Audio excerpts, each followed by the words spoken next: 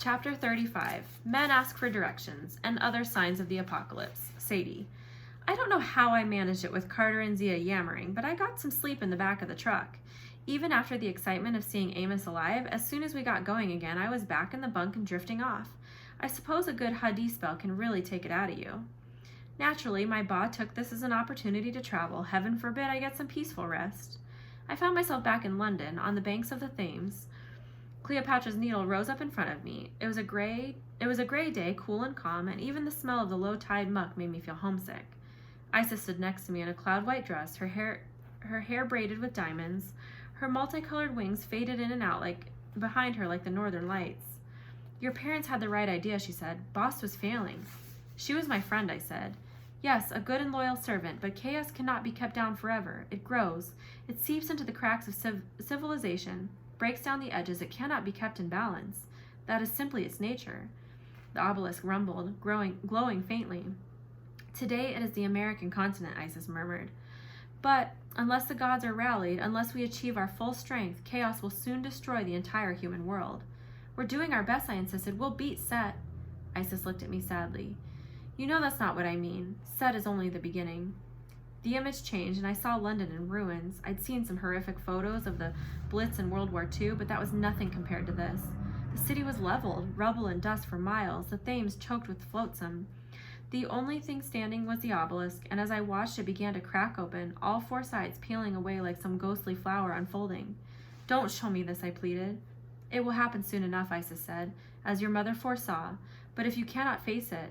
The scene changed again. We stood in the throne room of a palace, the same one I'd seen before, where Set had entombed Osiris.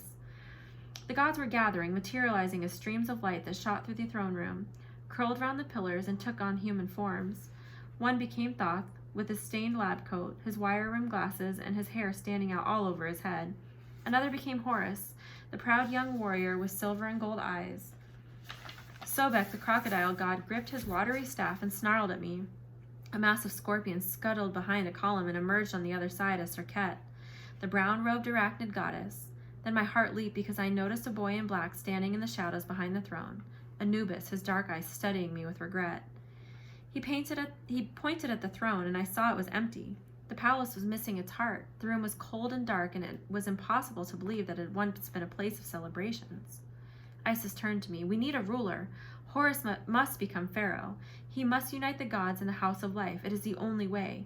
You can't mean Carter, I said. My mess of a brother? Pharaoh, are you joking?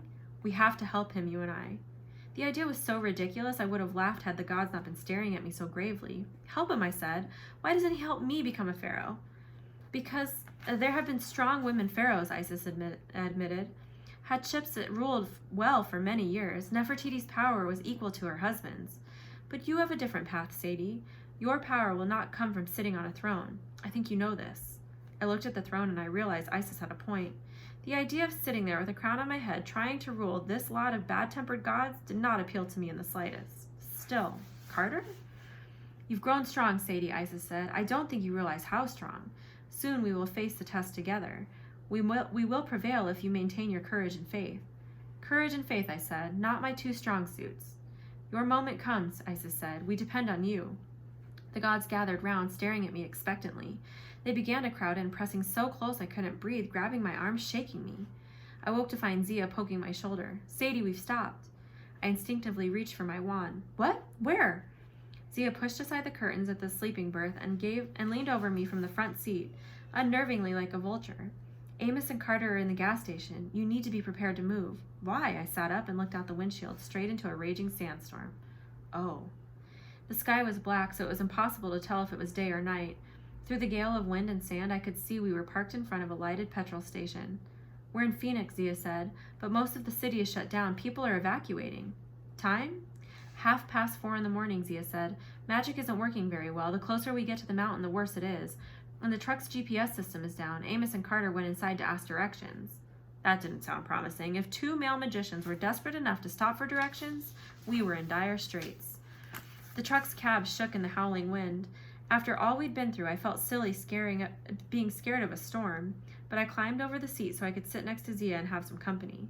How long have they been in there, I asked. Not long, Zia said. I wanted to talk to you before they come back. I raised an eyebrow. About Carter? Well, if you're wondering whether he likes you, the way he stammers might be an indication. Zia frowned. No, I'm asking if I mind. Very considerate. I must say, at first I had my doubts with you threatening to kill us and all, but I've decided you're not a bad sort, and Carter's mad about you, so it's not about Carter. I wrinkled my nose. Oops, could you just forget what I said then? It's about Set. God, I sighed. Not this again. Still suspicious of Amos? You're blind not to see it, Zia said. Set loves deception and traps. It's his favorite way to kill. Part of me knew she had a point. No doubt you'll think I was foolish not to listen. But have you ever sat by while someone talks badly about a member of your family? Even if it's not your favorite relative, the natural reaction is to defend them. At least it was for me, possibly because I didn't have that much family to begin with. Look, Zia, I can't believe Amos would. Amos wouldn't, Zia agreed. But Set can bend the mind and control the body. I'm not a specialist on possessions, but it was a very common problem in ancient times. Minor demons are difficult enough to dislodge. A major god? He's not possessed. He can't be, I winced. A sharp pain was burning in my palm, in the spot where I'd last held the feather of truth. But I wasn't telling a lie. I did believe Amos was innocent, didn't I? Zia studied my expression. You need Amos to be all right. He is your uncle. You've lost too many members of your family. I understand that. I wanted to snap back that she didn't understand anything, but her tone made me suspect she had known grief, possibly more than I. We've got no choice, I said. There's 3 hours till sunrise? Amos knows the best way to the mountain. Trap or no, we have to go there and try to stop Set. I could almost see the gears spinning in her head as she searched for any way to convince me. All right, she said at last. I wanted to tell Carter something, but I never got the opportunity. I'll tell you instead. The last thing you need to stop Set. You couldn't possibly know his secret name. Zia held my gaze. Maybe it was the feather of truth, but I was certain she wasn't bluffing. She did have the name of Set, or at least she believed she did.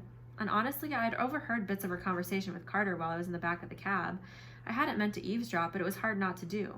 I looked at Zia and tried to believe she was hosting Nephthys, but it didn't make any sense. I'd spoken with Nephthys. She'd told me that she was far away in some sort of sleeping host, and Zia is right here in front of me. It will work, Zia insisted, but I can't do it. It must be you. Why not use it yourself, I demanded. Because you spent all your magic? She waved away the question. Just promise me you will use it now on Amos before we reach the mountain. It may be your only chance.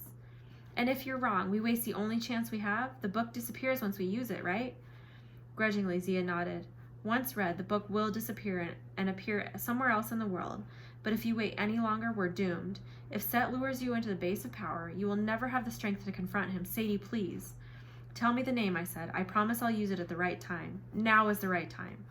I hesitated, hoping Isis would drop some words of wisdom, but the goddess was silent. I don't know if I would have relented.